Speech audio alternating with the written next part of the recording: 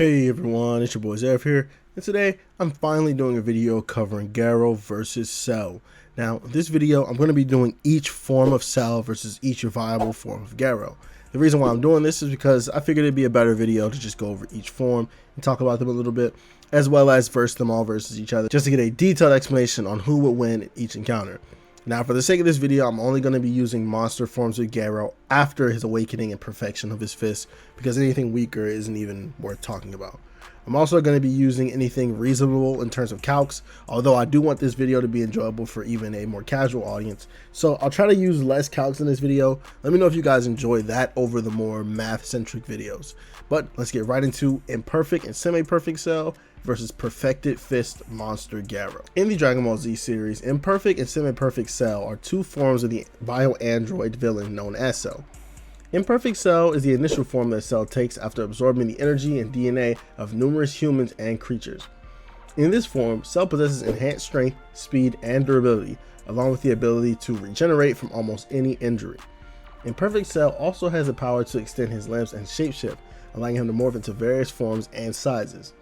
Additionally, he can absorb other beings through his tail, gaining not only their energy but also their abilities and knowledge.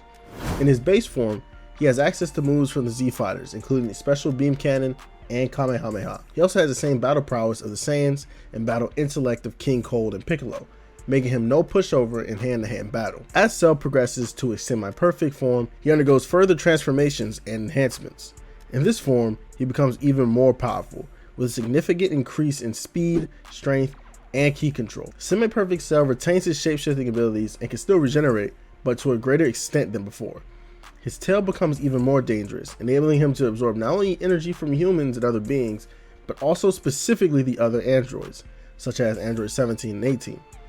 By absorbing others, Cell becomes closer to achieving his ultimate form and unlocking even greater power. Regardless of the form, Cell is above any of the previous villains the Z Fighters faced at the time, meaning the star-level Frieza and the extremely powerful androids would stand no chance against even Imperfect Cell.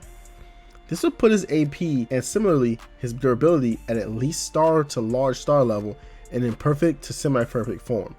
His speed is also extremely impressive, boasting massively faster than light combat speed in order to keep up with the Kami buffed Piccolo and Android 17. Overall, both Imperfect and Semi-Perfect Cell are formidable adversaries, possessing superhuman abilities, the capacity to regenerate from near fatal wounds, and the capability to absorb and assimilate other beings to enhance his powers. They serve as a major antagonist in the Dragon Ball Z series, so let's see what happens when we put them up against Garou. Post-Sage Centipede Garou, or Perfected Fist Garou, is the peak of all the Garou's monster forms before attaining God power. I will combine any other transformations and abilities into this form due to any other transformations being powers from this one to begin with. Perfected Fist Garou, or Monster Garou as we'll call it for short, has some things in common with Cell's forms. Garou has regeneration, reactive evolution, and flight. Most importantly, he has enhanced senses and combat aptitude, giving him the category of combat genius just like Cell.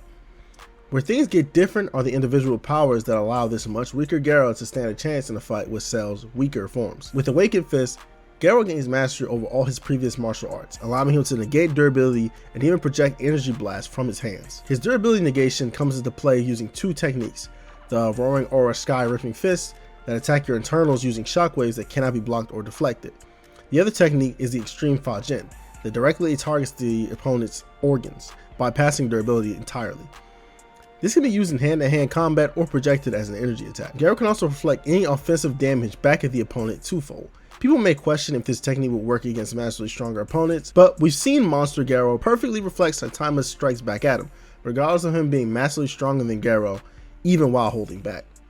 He can also instantly learn and copy martial arts styles opponents use on him, adding to his already vast arsenal of hand-to-hand combat. Speaking of such, Garou's greatest feat in this form is performing the Extreme Fajin on Saitama to push him into the earth. In the process, Garou nearly pushes through the entire planet, creating a bulge on the opposite side and disrupting the magnetism of the entire planet. If Saitama hadn't stopped Garou, it's safe to say a hole in the planet is enough to disrupt its GBE, effectively making his attack potency at base level large moon to planetary. Most importantly, he keeps his previous FTL speeds, allowing this fight to even be plausible to begin with. In conclusion, regardless of Garou's vast arsenal, it's safe to say Cell would likely win most times, even in his weaker forms. Garou does have a few win conditions, however, like stalling Cell out using his regeneration and attack deflection to continue to increase his speed until he can land an extreme 5 gem. This is actually a very practical way to win, as Garou is very cunning in battle and even applies his strategy to his fight with a galaxy level Saitama. Cell's one weakness comes from his cockiness due to his Saiyan biology, so if Garou takes advantage of that, like he did with the Hero Association, he can win 1 or 2 times out of 10. Either way, Cell's massive difference in his technique as well as strength and speed gives him a low diff win most times. Cosmic Fear Garou is a definition of a monster, and this form does keep every ability we mentioned before to help live up to that. Upon his introduction, it's established that even being around him is detrimental to any organic organism due to his immense amounts of cosmic radiation that he's able to release.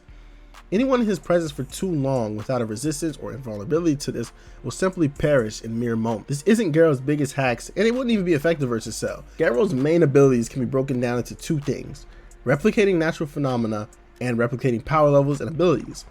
Starting with the natural phenomena, Garou explains that he has gained knowledge on all forces and flow of energy in the entire universe. This would mean he can replicate any natural energy in the universe as well as events surrounding them. This is proven when he creates a gamma ray burst, seemingly pulling energy out of nowhere to do so. He can also create black holes of varying degrees, meaning that if Garou wanted to, he could recreate events on the scale of dying stars, planet-sized black holes, or maybe even a Big Bang. This gives base Cosmic Fear Garou an attack potency of around large star level based on the gamma ray burst, but if you use his complete mastery of energy to the maximum, it's likely that he could be solar system level to even universal via recreating certain celestial events via attacks. His speed and durability are nothing to scoff at either. Even before gaining God's powers, he was able to create massive light constellations during his battle with Platinum S and Flashy Flash, which at a low ball was 4 times faster than light. After gaining God's powers, he can keep up with Blast, who previously speed blitzed Flashy Flash, surpassing his speed to an unknown yet large degree. This would put Cosmic Fear Garou at massively faster than light speeds, which is proven on the fight on IO. I'll show some screenshots and calcs on screen here just to prove that. I'm not going to go too in depth since I've done it in multiple videos in the past. His main addition to his arsenal alongside his universal mastery of energy is the ability to copy stats, abilities, and powers. This has given this form of Garou access to Blast and Saitama's moveset, even if he isn't copying their stats, which is evidenced by him using Blast moves even when not in a Blast mode. This means in this hypothetical battle, he would have access to the Gravity Knuckle, Hyperspace Gates, Normal Punch, Consecutive Normal Punches, and of course the Serious Punch. What makes this a viable option against Cell is that Garou can copy powers in an instant. He does this faster than Blast can react, as well as Saitama, who was easily massively faster than light during their fight on Jupiter. You have to also keep in mind that the attack that Blast reacted to, the Serious Punch squared, its energy moved billions of times faster than light in order to evaporate those stars, as well as push Garou and Saitama to the moon of IO at that speed. There's a bunch of calcs on this, and I'll show one on screen of course. Via this, he can also become as powerful as his opponent while gaining their moves. He can also still utilize his own, stacking their attacks on one another to create even more powerful movesets. We see when Garou copies Saitama's power and hits him with a punch, he's still able to create nuclear fission like before. He also can stack Blast Gravity Knuckle with his own nuclear fission fist. This means that Garou can simply copy the powers of those stronger than him to attain their strength and continue to grow and get stronger from there to overwhelm them with their own abilities. This also seems to work on transformations or large jumps in power, as Garou copies Saitama's Serious mode with no problem. Perfect Cell and Super Perfect Cell, the final and most powerful forms of Cell in Dragon Ball Z, possess a range of extraordinary abilities and powers. In this form, Cell showcases immense speed, strength, and ki control, even greater than before. Multiple guidebooks and sources confirm that he's a threat not only to the Earth, but the entire solar system. Moreover, Perfect Cell retains his shape-shifting abilities, allowing him to alter his physical form and size at will, and gains telekinesis, likely from Frieza's rays. On top of this, he can produce offspring of himself that are quite formidable on their own, being on par with the Z Fighters, who at this point should all be around large planet to even small star level at their weakest. This allows him to adapt to different situations, making it challenging for opponents to anticipate his moves while combating a bunch of himself all at once. Additionally, Cell possesses incredible regenerative powers like we mentioned before, which allow him to heal from almost any injury at an accelerated rate, while also learning and adapting during battle at a remarkably fast rate. This makes him nearly invincible, as he can quickly recover from severe damage during battle and learn what to do in the next instance to counter anything else. Super Perfect Cell is an enhanced version of Cell that emerges after he self-destructs and then regenerates from a single surviving cell in his core. What's more, in this form he's even stronger than his previous self, threatening multiple large star-based nebulae, making him either multi-solar system to multi-galaxy with wake. There are some people who can get him to universal using guidebook statements in the Daizenshu excerpts, and if you'd like to use that in this video or for your own versus battle sakes, feel free to apply it for Cell. Who could possibly win in this matchup between two incredibly strong and versatile fighters? For this matchup, it comes down to Garou. Garou can be given the same scaling in his base before copying stats, and even if we don't use outside statements and statements from Garou, his main win condition is hard to counter. He would sense Cell's power and energy and immediately copy his stats if there's a large gap. From there, with this advanced adaptation and vast arsenal of energy-based attacks, he would completely overwhelm and overpower Cell to reduce him to dust. Even if Cell gets a Zenkai and gets stronger, Garou can simply just copy his stats again and deflect any of Cell's attacks back at him at double the strength. Detonating himself wouldn't do anything either, as Garou would easily survive or teleport away from this attack, and he could just simply breathe in space after tanking it. Cell will put up an amazing fight, but he has no way of ending the fight if Garou has access to his stats and abilities. It's a complete stomp for Garou.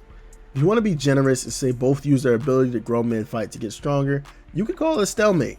If you enjoyed this video or want to see more like it, don't forget to like, comment, and subscribe. I'm sorry if this felt a little bit disjointed and a little different from what I usually make. I'm trying out some new things with this, and also, it's my first time back on YouTube in months.